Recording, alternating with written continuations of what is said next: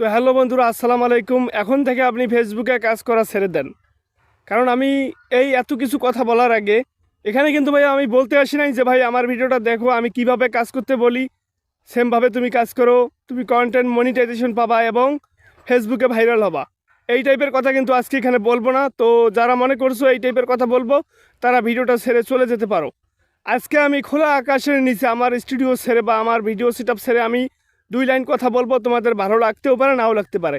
তো তার আগে ছোট্ট একটা এক্সাম্পল দেই আর কি। তো তুমি যদি বাজারে কোনো মুদির দোকান খুলে বসো, কাস্টমারকে তোমাকে ডেকে ডেকে আনতে হবে এবং কাস্টমারকে তোমাকে ডাকতে হবে যে ভাই আমার কাছে আসো, আমার কাছে সাশ্রয় মূল্যে তুমি পণ্য পাবা। কিন্তু সেম প্রসেসে যদি তুমি কোনো মাদকের ব্যবসা করো, তুমি যদি কোনো জঙ্গলে গিয়েও বসে থাকো, তোমাকে কাস্টমার খুঁজে বের করে নেবে। কাস্টমারকে তোমাকে ডাকতে হবে না, কাস্টমার বরং তোমাকে খুঁজবে। তো এর এর মধ্যে পার্থক্যটা কোথায়? তুমি যদি মুদির দোকান খুলে বসো, ওটা হলো বৈধ ব্যবসা। কিন্তু যদি তুমি মাদকের ব্যবসা করো, তাহলে কিন্তু ভাইয়া ওটা হয়ে গেল অবৈধ ব্যবসা। তো এর থেকেই বোঝা যায় পাবলিক কিন্তু বৈধর চাইতে অবৈধটাই পছন্দ করে বেশি। তো সেম প্রসেসে যদি তুমি ফেসবুকে যদি অবৈধভাবে কাজ করো, যেমন অশ্লীলতার মাধ্যমে কাজ করো এবং কপি পেস্টের মাধ্যমে কাজ করো, অন্যের ভিডিও চুরি করে এনে বা কপি করে এনে তুমি নিজের কন্টেন্ট হিসেবে চালিয়ে দাও, সেটা কিন্তু অবৈধ হয়ে গেল। কিন্তু বৈধ কোনটা জানো? তুমি যদি একদম সঠিকভাবে সঠিক ল্যাঙ্গুয়েজে সঠিক চরিত্রে যদি তুমি ফেসবুকে কাজ করো ভাই, তাহলে কিন্তু অনেক দেরিতে কিন্তু তুমি সফলতা পাবে। কিন্তু ওই যে মুদির দোকানের কথা বললাম, দিন শেষে কিন্তু যে অবৈধ ব্যবসা করলো, মানে মাদকের ব্যবসা করলো, সে কিন্তু ভাইয়া কিছুদিন পর হয়তো কোনো মামলায় পড়বে, কোনো কট খাবে, মানে যেভাবেই হোক তার কিন্তু ভয়ঙ্কর পরিস্থিতি আসবে। সাময়িক সময়ের জন্য সে একটু ভালো চলবে, কিন্তু পরবর্তীতে কিন্তু সে একটু ধাক্কা খাবে। কিন্তু যে মুদির দোকান তুমি বৈধভাবে কাজ করবা বা বৈধভাবে ব্যবসা করবা, যে মুদির দোকানটা, সে কিন্তু আজকেও যেরকম, বরং 2 দিন পরে, মানে কয়েকদিন পরে আস্তে আস্তে ধীরে ধীরে কিন্তু ভালো হবে। তুমি একটা নতুন করে মুদির দোকান খুলবা, প্রাথমিক অবস্থায় কিন্তু ভিউজ হবে না, কিন্তু কিছুদিন পর কিন্তু ভাইয়া এই ভিউজ পরিমাণ তুমি কাস্টমার পাবা। সেম প্রসেসে কিন্তু ভাইয়া ফেসবুকে যদি তুমি সঠিকভাবে কাজ করো, একদম অরিজিনালিভাবে কাজ করো, তাহলে কিন্তু প্রাথমিক অবস্থায় ভিউজ কম পাবে, কিছুদিন পর কিন্তু ভাই ওই যে মুদির দোকানের মতো কিন্তু তোমার ভিউ বাড়তেই থাকবে। কিন্তু যদি তুমি কপি পেস্ট করো, অন্যের ভিডিও অবৈধভাবে এনে আপলোড করে নিজের ভিডিও বলে চালাও, তাহলে সাময়িক সময়ের জন্য ওই যে মাদক ব্যবসায়ীর মতো সাময়িক সময়ের জন্য ভালো ভিউজ হবে, পরবর্তীতে কিন্তু ভাই ভালো ভিউজ হবে না, তুমি ধাক্কা খেয়ে পড়ে যাবা। তো আমি তোমাদেরকে এতটুকুই বোঝাতে চাচ্ছি ভাইয়া, তুমি এখন তুমি নিজে নিজে ডিসাইড করতে পারো যে তুমি সঠিকভাবে কাজ করবা, মানে বৈধভাবে কাজ করবা না অবৈধভাবে কাজ করবা। এই যে দেখো, আমি একটু বাইরেছি, আমি গ্রাম অঞ্চলের লোক, আমি ফেসবুকে আছি 4 বছর ধরে। আমার একটা পেজ, একটা profile, content monetisation set up করা আছে।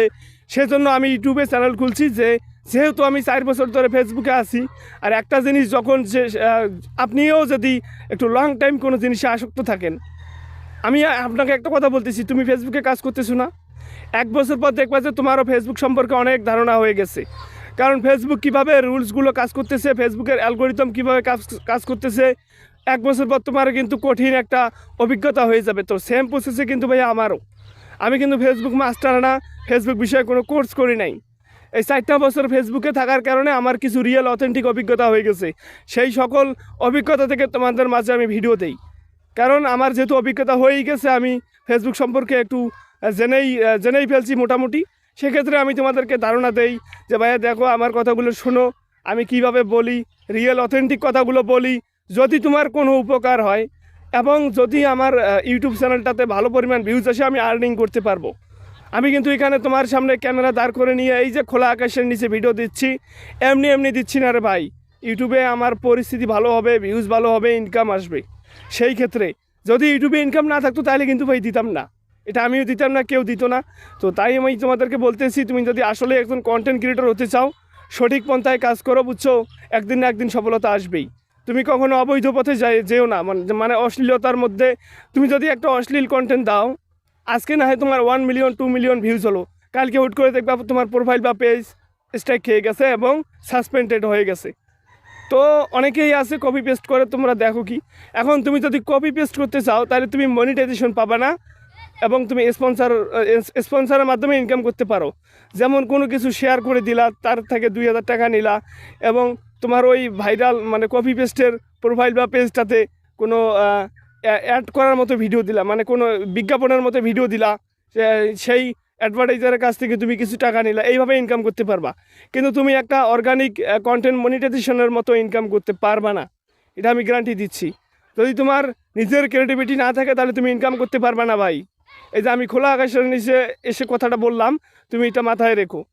যদি তুমি ফেসবুক থেকে আসলেই ইনকাম করতে চাও এবং নিজের পরিস্থিতি আনতে চাও, তাহলে তোমাকে নিজস্ব ব্যক্তিগত কন্টেন্ট আপলোড করতে হবে। এই যে আমি খোলা আকাশের নিচে ভিডিও তৈরি করতেছি, আমার হাত কাঁপতেছে, আমার মোবাইলটা নড়তেছে, তাই জন্য কিন্তু আমার ভিডিও থেকে তুমি এখনও চলে যাও নাই। কেন যাও নাই? আমার কথার মধ্যে কিছু আছে, সেজন্য কিন্তু তুমি ভিডিওটা এখন পর্যন্ত ছেড়ে যাও নাই।